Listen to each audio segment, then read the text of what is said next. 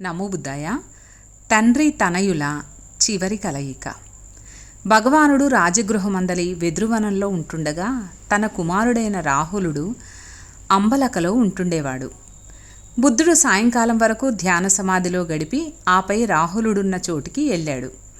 భగవానుడు ఆగమనాన్ని కొంత దూరం నుండే గమనించిన రాహులుడు వారికై ఒక ఉచితాసనాన్ని ఏర్పాటు చేసి వారి పాదాలు కడుటకై నీటిని సిద్ధం చేసి ఉంచాడు.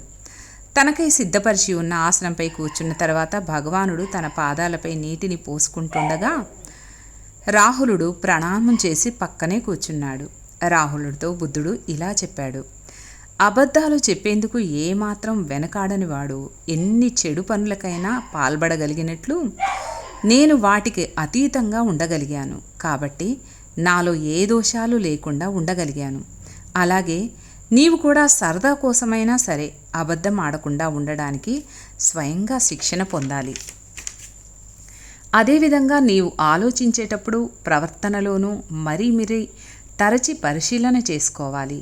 నీవేదైనా చేయదలిచినప్పుడు తద్వారా నీకు కానీ ఇతరులకు కానీ ఉభయులకు కానీ చెడు పరిణామం ఏదీ ఏర్పడకుండా హానికరం కాకుండా ఉండేలా తరచి పరిశీలన చేసుకున్నప్పుడు అది చేయదగినది అని తోచినప్పుడు అది నీవు చేయనేకూడదు. నీవు చేయదలిచిన కార్యం ద్వారా ఎలాంటి కీడు వాటిల్లదని మేలే జరుగుతుందని పరిశీలనలో తెలిసినట్లయితేనే నీవు ఆ పని చేయాలి. ప్రేమాభిమానాలను మైత్రిని పెంపొందించుకున్నట్లయితే నీ నుండి ద్వేషభావం తొలగిపోతుంది. కరుణామయత్వాన్ని పెంపొందించుకో, తద్వారా నిస్పృహ తొలుగుతుంది. ఇతరుల క్షేమాన్ని కోరుకో, తద్వారా అయిష్టత అదృశ్యమైపోతుంది. సమతాభావాన్ని పెంపొందించుకో, నీలో వ్యతిరేకతా భావం తొలగుతుంది. శారీరకంగా ఎలాంటి అవినీతికి అవకాశం ఇవ్వక ధ్యాన సమాధి కొనసాగించు, నీ నుండి తృష్ణ తొలగుతుంది. క్షణభంగురమైన ప్రకృతి స్థితిగతులను పరిశీలించు. అలా చేసినట్లయితే నీలో గర్వము స్వార్థము అంతరార్థమైపోతోంది. భగవానుడిలా హితవు బోధించాడు. భగవాను ప్రబోధాలు విన్న రాహులుడు హృదయం రంజితమై ఆనందభరితుడయ్యాడు. నమో బుద్ధాయ. నమో తస్సా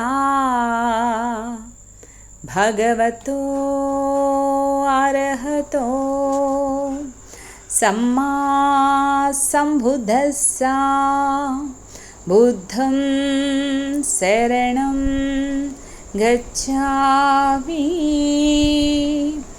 ధమ్మం శరణం గచ్ఛామి